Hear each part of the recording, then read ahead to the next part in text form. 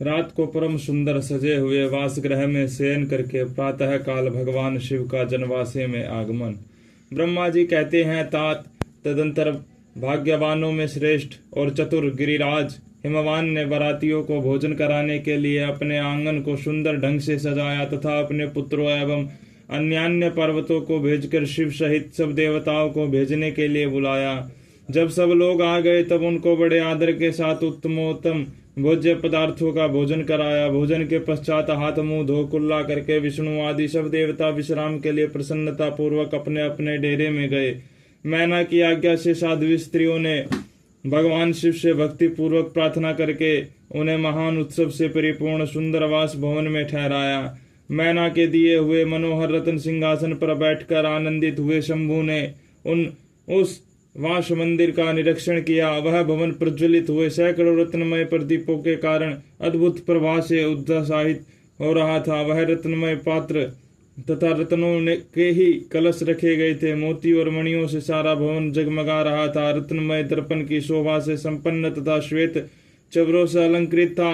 मुक्तामणियों की सुंदरता माला बंधन वारों से आवेशित हुआ वह वास भवन बड़ा समृद्धशाली दिखाई देता था। उसकी कहीं उपमा नहीं थी। वह महादिव्य अति विचित्र परम मनोहर तथा मन को आह्लाद प्रदान करने वाला था। उसके फर्श पर नाना प्रकार की रचनाएं की गई थी। बेल बूटे निकाले गए थे। शिव जी के दिए हुए वर का ही महान एवं अनुपम प्रभाव दिखाता हुआ वह शोभाशाली भवन शिवलोक के नाम से प्रसिद्ध किया गया था।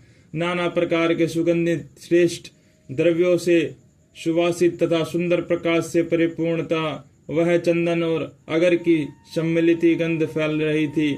उस भवन में फूलों की सेज बिछी हुई थी। विश्वकर्मा का बनाया हुआ वह भवन नाना प्रकार के विचित्र चित्रों से सुसज्जित था।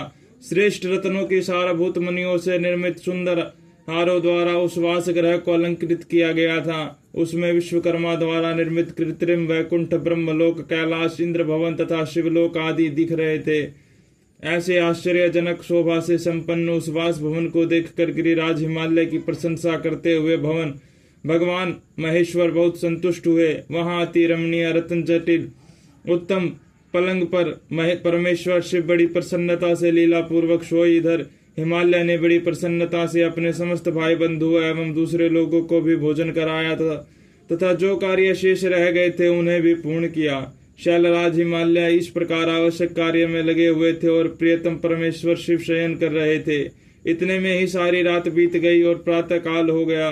प्रभात काल होने पर धैर्यवान और उत्साही पुरुष नाना प्रकार के बाजे बजाने लगे। उस समय श्री विष्णु आदि सब देवता सानंद उठे और अपने इष्ट देव देवेश्वर शिव का स्मरण करके वहां से कैलाश को चलने के लिए जल्दी जल्दी तैयार हो गए। उन्होंने अपने वाहन भी सुसज्जित कर लिए। तत्पश्चात धर्म को शिव के समीप भेजा। योग शक्ति से संपन्न धर्म नारायण की आज्ञा से वासगृह में पहुंचकर योगीश्वर शंकर से समयोचित बात बोले। प्रमथ गणों के स्वामी महेश्वर उठिए उठिए, आपका कल्याण हो। आप हमारे लिए भी कल्याणकारी होइए। जनवासे में चलिए और वहां सब देवताओं को कृतार्थ कीजिए। धर्म की यह बात सुनकर भगवान महेश्वर हंसे। उन्होंने धर्म को कृपा दृष्टि से देखा और शस्या त्याग दिया। इसके बाद धर्म से हंसते हुए कहा, तुम आगे चलो, मैं भी वहां शीघ्र ही आऊंगा, इसमें संशय नहीं है। भगवान शिव के ऐसा कहने पर धर्म जनवासे में गया। तत्पश्चात शंभु भी स्वयं वहां जाने को उद्यत हुए। यह जानकर महान उत्सव मनाते हुए स्त्रियां वहां आई और भगवान शंभु के युगल चरणार बिंदों का दर्शन करते हुए मंगल गान करने लगी। तदंतर लोकाचार का पालन करते हुए शंभु प्रातः काली कृत्य करके मैना और हिमालय की आज्ञा ले जनवासे को गए। मुने उस समय बड़ा भारी उत्सव हुआ। वेद मंत्रों की ध्वनि होने लगी और लोग चारों प्रकार के बाजे बजाने लगे। अपने स्थान पर आकर शंभु ने लोकाचार वश मुनियों को, विष्णु को और मुझको प्रणाम किया। फिर देवता आदि ने उनकी वंदना की। उस समय जय जयकार, नमस्कार तथा वेद मंत्रोच्चारण की मंगलदायिनी ध्वनि होने लगी।